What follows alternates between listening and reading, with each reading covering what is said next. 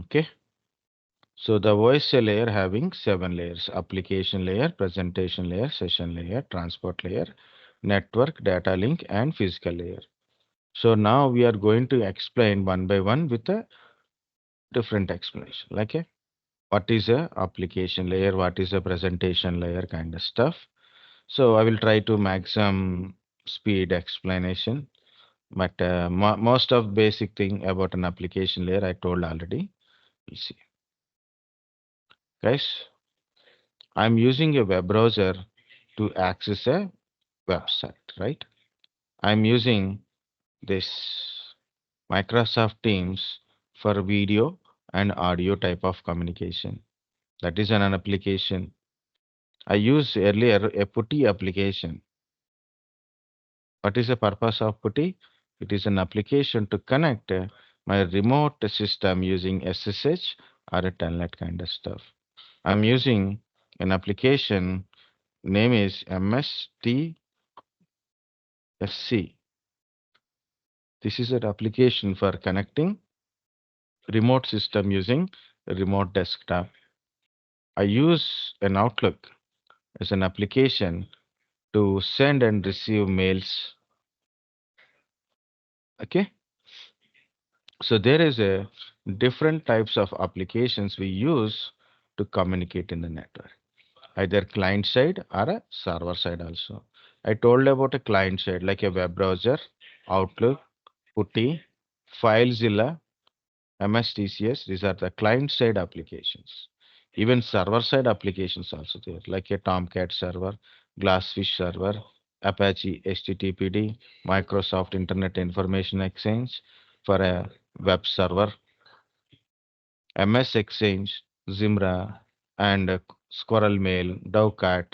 These are application for a mail servers. Your Linux and Unix servers by default there are SSH and Telnet servers. Okay, if you install that and you configure as a server. Okay, so not only that one, SCSI servers, iSCSI. Um, like I put a this is for iSCSI initiator is also a kind of client tool to connect remote iSCSI servers. Okay, the point of application server is the application part of OSI model deal with the client applications, server side applications, and both will understand and communicate with the protocols and port numbers. These are all comes under application layer. Okay. So you want to communicate, you need an application. You want to communicate, you should communicate with a certain protocol. And every protocol has a port number. Understand, guys, that part?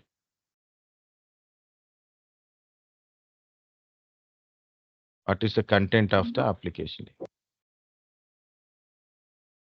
Yes. Okay. So you started communication. So first of all, I open a website. So where can I open a website? Using help of web browser and told which protocol it is. Here also same thing I have done, but with a different kind of approach. Same machine, but different request. Okay, ping request.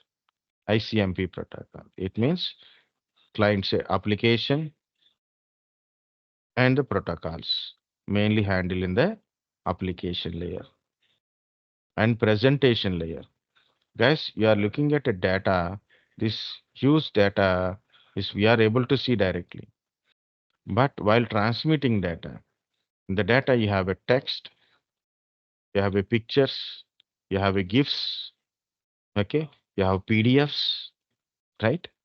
So while you are transmitting, either maybe you are sending through mail or maybe you are sending through some CLI kind of stuff, or maybe you are uploading a file, or maybe downloading a file, or maybe you are web browsing the file, web browsing the data. Okay, you're sending different links, pictures, text, all these things, all are data only. So at presentation layer, it encode the data. Encoding data means what are the format of data it converts into ASCII format and it will convert into the binary data. Okay. So whatsoever it is the data it is, either it can be a picture or it can be it is a text file or maybe it is a PDF or maybe it is a MP3 file audio video file or streaming data it will be converted into ASCII format. And that is why again converted into binary format, binary coded decimal BCD format. And the data will be compressed at presentation layer. So data is used, so we will compress, so then we can able to transmit the data easily. And data will be encrypted. As I said here, HTTPS data is encryption is there. So where the data is actually encrypting at presentation layer. SSH use encryption. Even these protocols or SSL, so they're also encrypt the data. This is plain, but or XSL is also there. That is also encrypting purpose. Okay, data will be encrypted for a security reasons. Like you maybe if you see WhatsApp message also, if you see the first time the fresh link you are sending, it shows end-to-end encryption. Means you can able to see the data, but while you are transmitting and receiving, data is cannot be viewed. So how it is? Because of encryption. So presentation layer, three functionalities. One is encoding, decoding.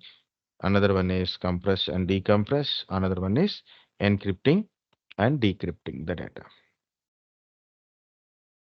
Guys, understand presentation layer? Yes. Correct. Another one is session layer. For example, I open a page. So when I open a page, or maybe I want to send some message, or maybe I want to upload a file. So what happen? There is a session will be created. Okay, start a session, and it has a session ID also. And you're sending a request.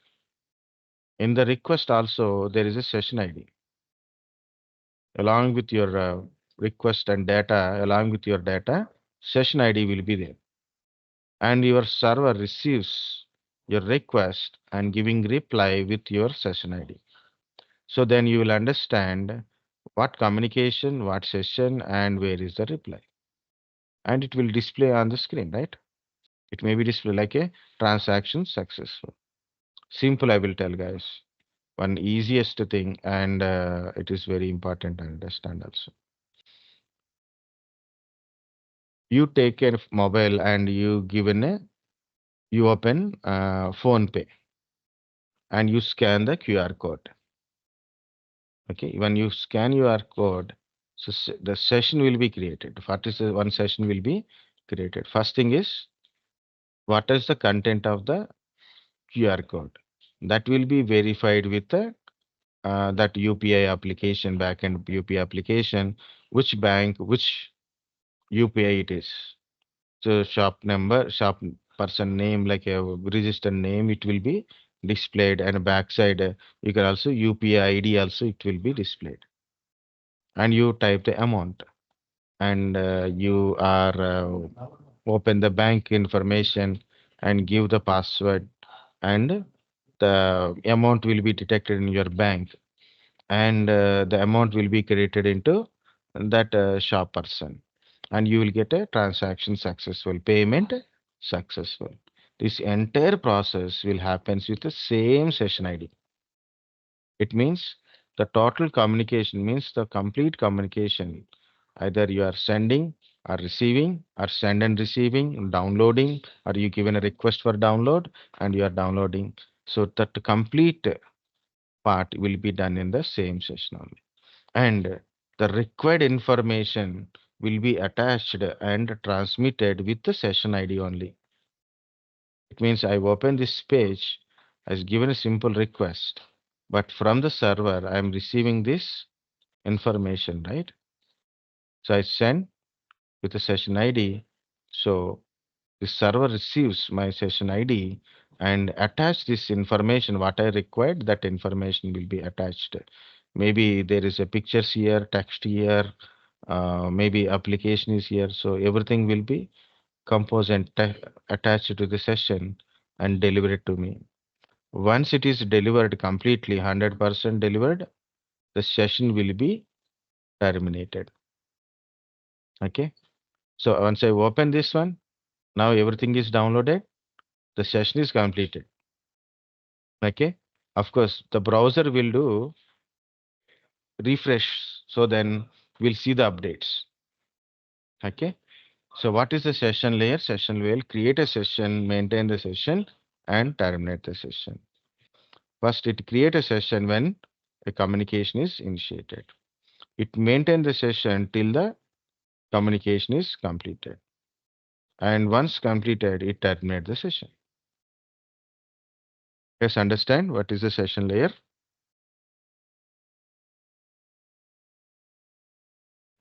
Yes, sir.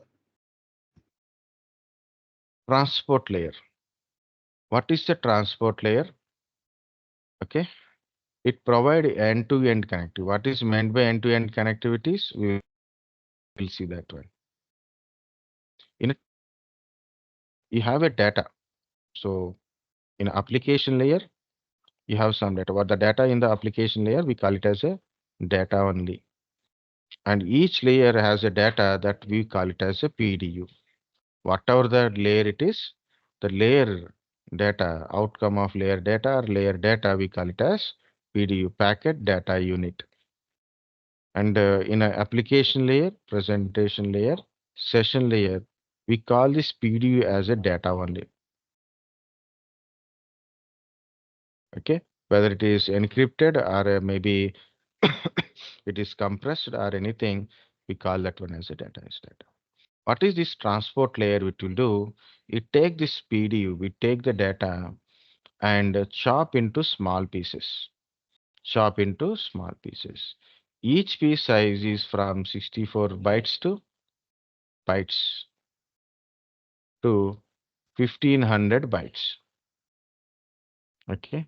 The maximum limited size is 1500 bytes. Minimum is 64. If it is less than 64, it is invalid. Okay. That is called chunk. So what is the transport layer? Is chop the data into small pieces. That process we call it as a segmenting. The process we call it as a segmenting. Okay. The process it is called as a segmenting. Okay. And you divide the data into small pieces and you transport these small pieces. Okay. What is the advantage? The big data is difficult to transmit. If any corruption is happen, again you have to send the data. That is difficult. If you small pieces, you can send easily, but there is a problems are there. So we'll see that one. So I'm giving a normal example, guys, for our understanding. Really, it is not happen like that. For our understanding, I'm giving this one. Hello.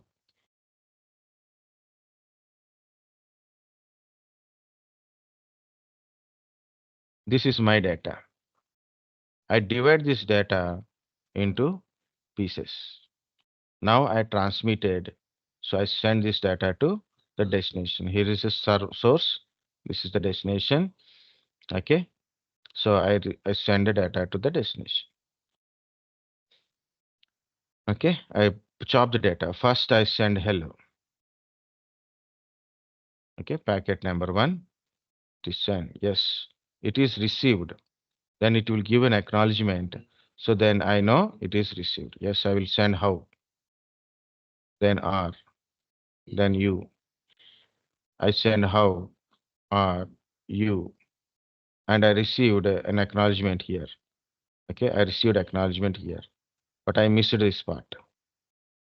So my system, what my system is thinking, this is delivered, this is delivered, this is delivered. This is not delivered because I didn't receive any acknowledgement from destination. So what I have to do? I will send this R again. then I will send and I received. So I know now it is received. But at a destination, we'll see. First hello is received. Good. Next how is received. How is received. R is not received. U is received. R is received. So pattern changes, data changes, information changes, possibility is there, no, right? So what I do, just for our understanding, okay, I assign a numbering on it.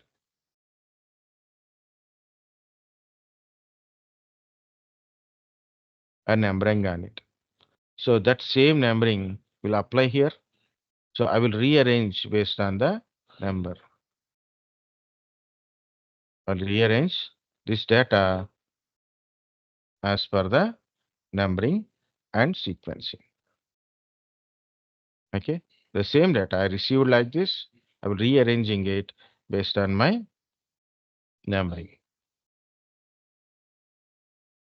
Okay. So what is this transport layer is doing is it segment the data, means it divide the data, chop the data into small pieces, and numbering and sequencing order on this data. So then at a destination, if any packet is not received, we can able to send that only missing piece of data only.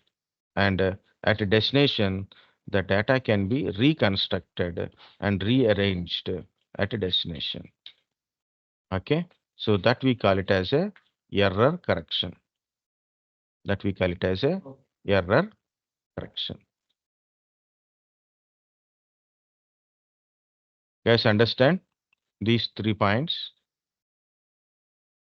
Yes, sir. Yes, sir. So transport layer is little bigger. So multiplexing and demultiplexing of a protocols. Guys, we discussed about a different protocols, right? We discussed about a different protocols like a HTTP, HTTPS, FTP protocol, SMTP protocol, POP3 protocol, SSH protocol. Like we discussed about a different protocols, right?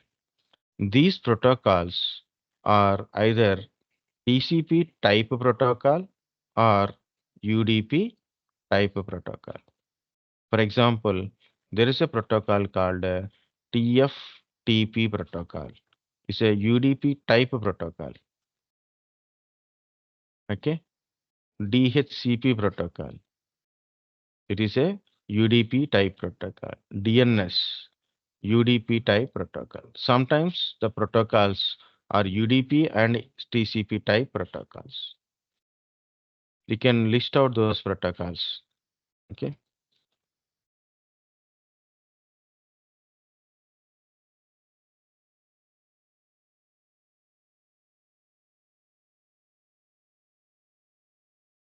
Something it is.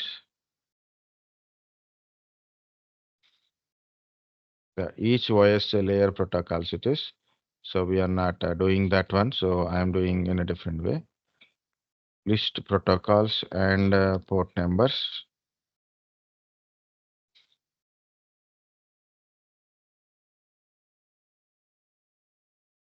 Wikipedia. Okay. See, it is certain protocols are TCP type, some are UDP type. Okay. It is given in a port number manner, but we need a protocol manner.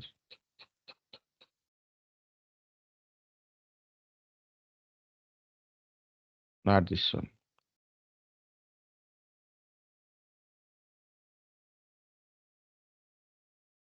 People are not telling one issue, they are telling so many things.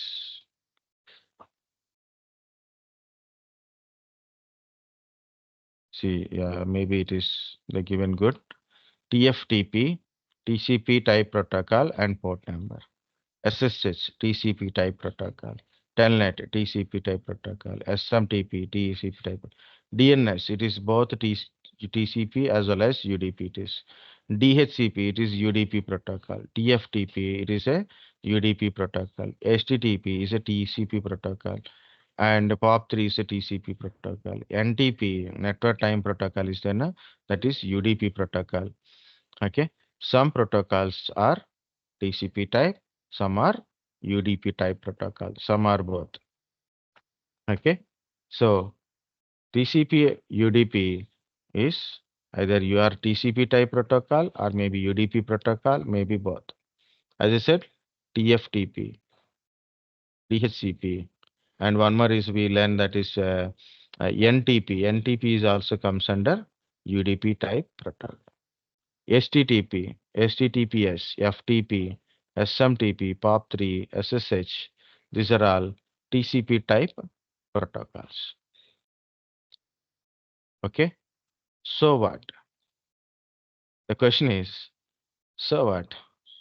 Point is, guys, TCP type protocols has a kind of behavior. UDP type of protocols having a certain kind of behavior. What is the behavior? It is when you send a packet from source to destination, if you are using a TCP protocol, maybe it is like a HTTP or a FTP protocol. You send a packet to the destination, the destination will give an acknowledgement. You send a packet, the destination receives your packet. When destination is received your packet, and it will give an acknowledgement to you. So then the source knows the destination received your packet. Source knows destination received your packet. Okay.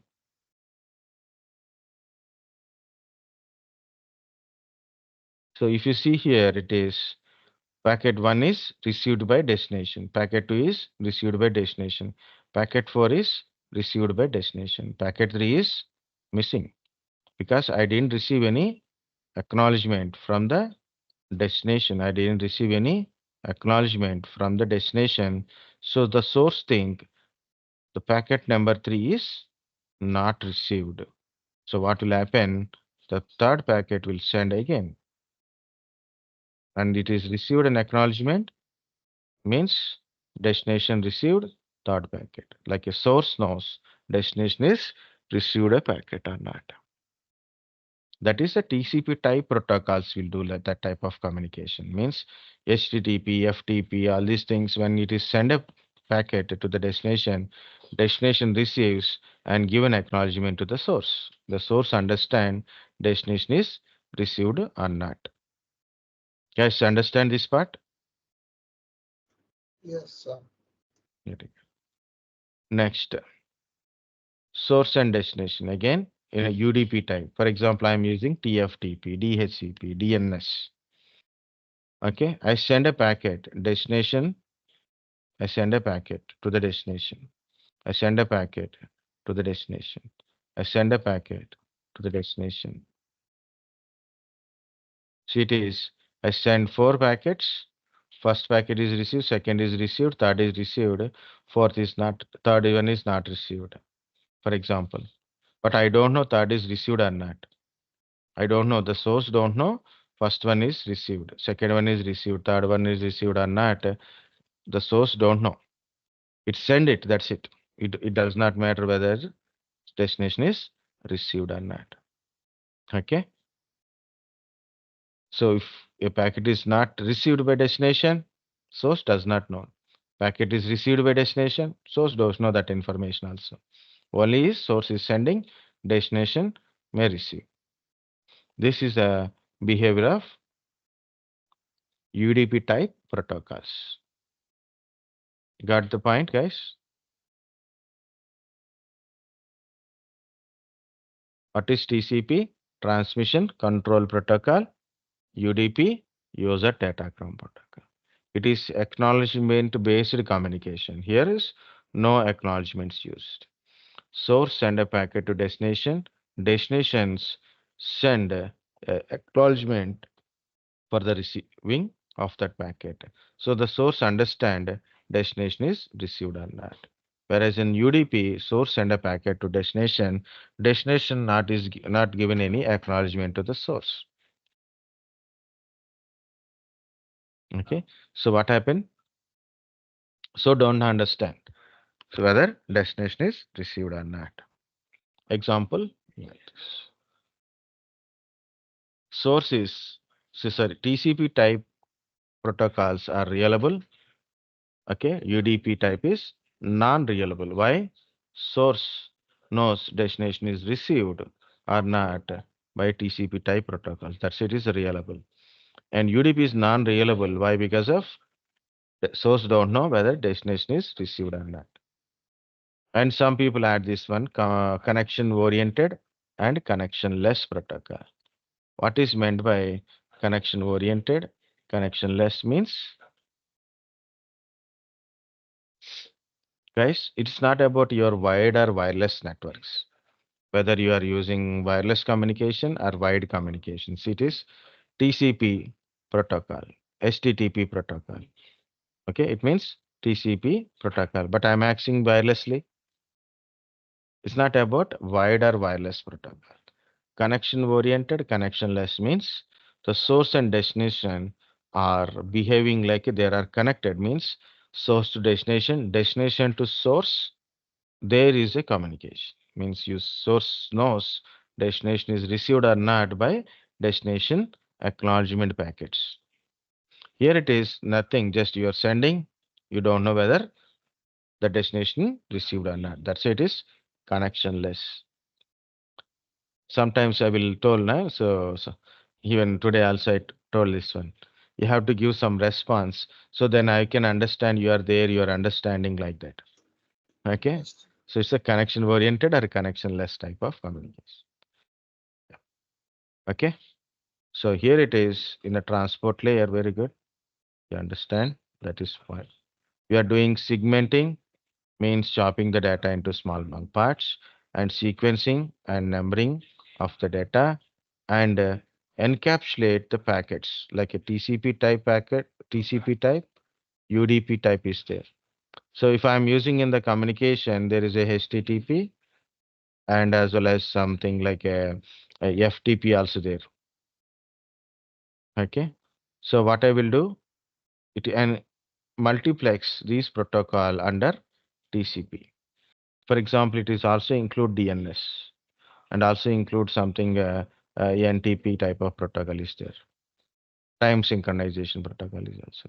So what I will do, so in this the protocol, what it will do, it will encapsulate or multiplex under UDP. So only it is TCP, UDP, only two are there in the packet. So if, these protocols will be goes under this TCP and UDP part at a transport layer. Okay, at a transport layer.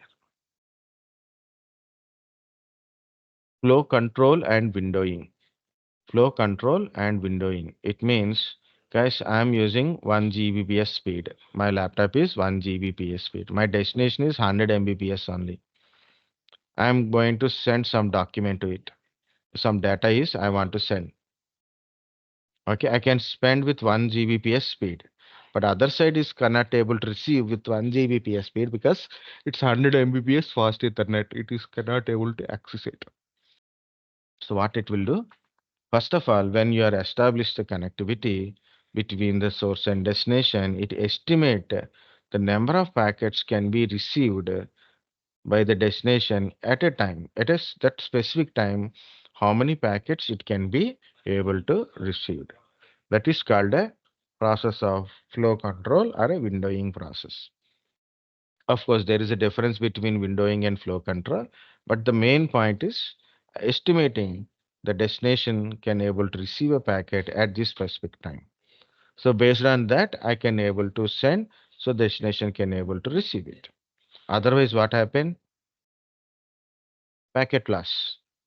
I'm sending lot of packets, so sequentially, one by one, I am sending. But at receiving side, it is unable to catch all these packets. So it will lose some packets. The loose packets, again, I have to send. Then it is become more traffic will be generated and packet data loss is more. So to avoid that one, we are using flow control or a windowing feature. Guys, understand up to this point? Yes, sir. Very good. Flow control between the devices. Of course, guys, as I said, PDU. What is PDU? Packet data unit. The data in the data in the each layer, which we call it as a PDU. To this PDU at the transport layer, it add a TCP header to this PDU from the session layer. PDU data from the session layer, this transport layer is adding a header to it. This total packet, we call it as the total PDU, we call it as a segment. The total one, we call it as a segment. This segment is sending to the network layer. The segment is sending to the network layer. The TCP's header is added to our PDU, which is the data in the session layer. What is this header contains?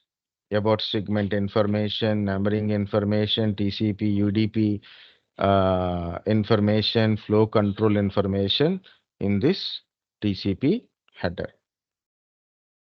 Okay.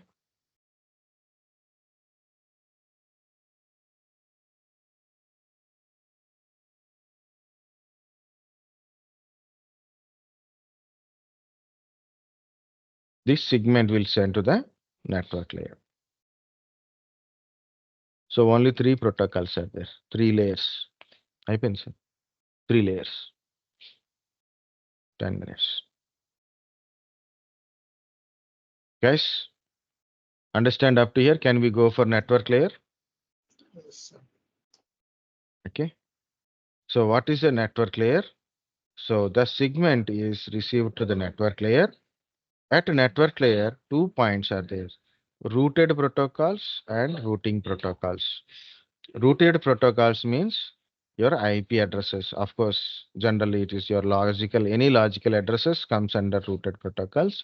But we are using IP address, that's why I'm adding only, I've written only IP address part. Okay. Routed protocols means what is my source IP, destination IP will be added to your source IP, and destination IP is added to your segment. And not only in a source and destination IP address, but how to reach the destination. How to reach the destination. What is that? It is routing. The routing information is also added to your packet. Routing information is also added to your segment. Okay. So this is as a network header. The network header means it contains source info IP address, destination IP address, plus routing information means how to reach the destination kind of stuff is in the network header, which is added to the segment from the transport layer. The outcome is called a packet. The outcome we call it as a packet. What is this? It's a packet. This packet is go for a data link layer. In the data link layer, it's take the packet. What it will do, there is a two separate layers are there. One is LLC layer, another one is MAC layer. This LLC layer will take care of this WAN connectivity related. At a data link layer, WAN connectivities. Okay, with the different protocols. Point-to-point protocol, SDLC, frame relay, MPLS. These are the WAN protocols. These are the WAN protocols.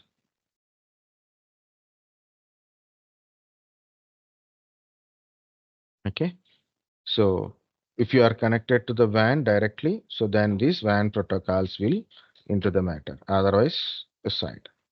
And we know the MAC address. What is a MAC? Media access control. The MAC address is also called physical address. right? So we know already about it. To your packet, to your packet, a data header and data tile is added. Data header contains your source MAC address, destination MAC address, and data tile is CRC, cyclic redundancy check. It's kind of algorithm used to verify your data is good or corrupted. At destination, data is received. Data is received, so it will verify the data.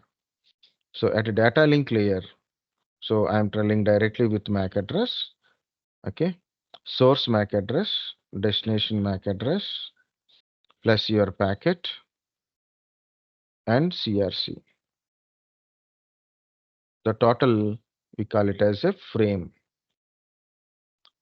What is the use of CRC? Cyclic redundancy check is used to check your data if data is good or corrupted. So error checking. Guys, error checking happens at layer 2, data link layer.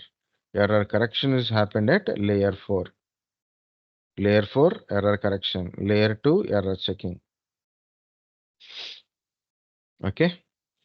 So the total name or PD is called a frame. The frame is sent to the physical layer, the last layer. Okay. Understand data link layer, this part? Sir, can you explain again? Okay. What is CRC? Cyclic redundancy check algorithm. It is a kind of algorithm used to check data error. Is the data is good or data is corrupted when you received a packet. So that CRC details will be added to your packet.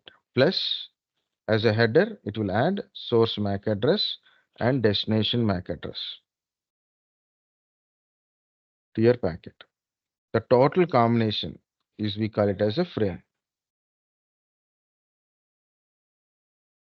Okay. Okay. But the frame sent to the physical layer, that frame is converted into bit stream. The frame is converted into bit stream. Depends upon your physical connectivity. Depends upon your physical connectivity.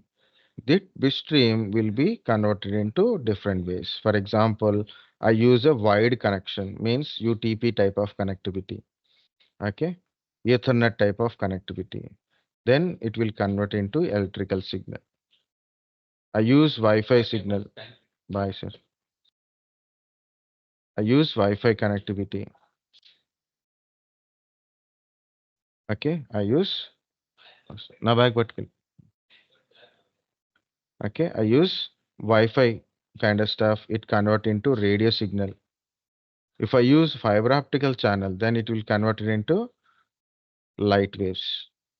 It will convert it into light waves. Depends upon your physical connectivities.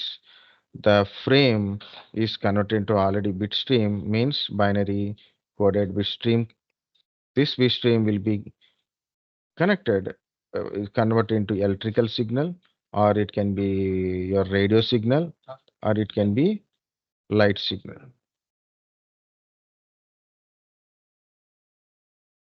Okay, it depends upon what type of physical connectivity you are using. Understand, guys? Physical layer. Yes, sir. Okay. So up to here we discuss. Okay, OSI model. The remaining part is small part only. So tomorrow we'll discuss once again freshly what is TCP, UDP kind of stuff. But you have to read at least once or twice about this OSI model and other things also about routers, switches, IP addresses. Okay, that's it for today. So tomorrow we'll discuss about a few more points related to networking and one or two points related to the VPN also. Okay, that's it for today. Okay, sir.